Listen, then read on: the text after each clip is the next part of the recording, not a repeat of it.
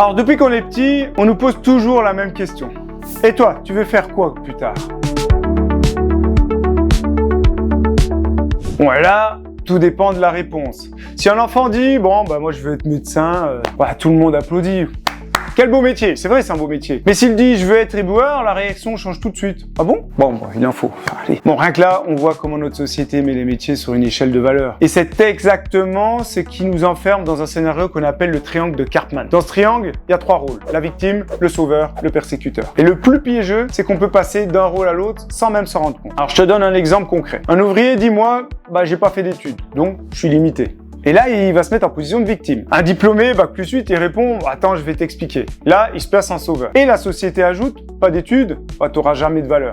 Et là, c'est le rôle du persécuteur. Mais tout peut s'inverser. Un chirurgien très respecté tombe en panne de voiture. Cette fois, c'est lui qui devient victime. Le garagiste lui prend la place du sauveur en réparant la voiture. Et s'il se moque du chirurgien en disant « Pas si malin sans tes outils, docteur », il prend alors le rôle de persécuteur. Comme quoi, même 10 ans d'études, voire plus, ça ne redémarre pas une voiture en panne. Bon. Et puis, il y a encore plus piégeux.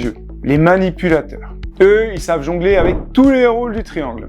Un collègue, par exemple, le matin, il arrive en retard et il dit « Ah, j'ai trop de travail, j'y arrive pas ». Bon, là, il se place en victime. 2 minutes plus tard, il va voir le patron, il le flatte. « Ah, heureusement que toi, tu comprends ». Et là, il le pousse à jouer le sauveur. Et un jour, il retourne sa veste et dit « Si ça marche pas, c'est à cause de toi ». Et là, il devient persécuteur et met l'autre en victime. Ces profils savent tellement bien jouer la comédie qu'on pourrait leur donner un Oscar. Et si on ne les cadre pas dès le début, on finit épuisé, enfermé dans un scénario qui n'est pas le nôtre. Mais il y a une chose qu'on oublie souvent. Tout le monde n'a pas eu la chance de naître dans le bon pays, au bon endroit, avec les bonnes opportunités. Certains n'ont pas eu l'argent pour faire de longues études. D'autres auraient pu réussir dans des carrières prestigieuses. Mais la vie en a décidé autrement. Puis il y a ceux qui choisissent leur métier par vocation, avec le cœur. Un boulanger qui se lève à 3 heures du matin pour nourrir tout un quartier. Un éboueur qui garde nos villes propres. Un éducateur qui s'occupe d'enfants en difficulté. Alors ces personnes-là méritent autant de respect que n'importe quel diplômé. Parce que le vrai mérite, c'est pas le nombre d'années d'études. Le vrai mérite, c'est de faire son métier avec passion et d'apporter quelque chose aux autres. Alors oui, notre culture valorise certains métiers plus que d'autres. Mais en réalité, chacun est indispensable. Un avocat a besoin d'un boulanger, un ingénieur d'un éboueur, un chirurgien d'un garagiste et inversement. Donc le vrai piège, ce n'est pas le métier ni les études. Le vrai piège, c'est d'accepter de jouer le rôle que les autres veulent nous donner. Victime, sauveur, persécuteur ou pire, celui du manipulateur. Sortir du triangle, c'est poser ses limites, rester à sa place juste et reconnaître la valeur de chaque contribution. Alors au final, la vie, ce n'est pas un jeu de société où chacun pioche son rôle, victime, sauveur, persécuteur. C'est pas au Monopoly qu'on avance. Dans la vraie vie,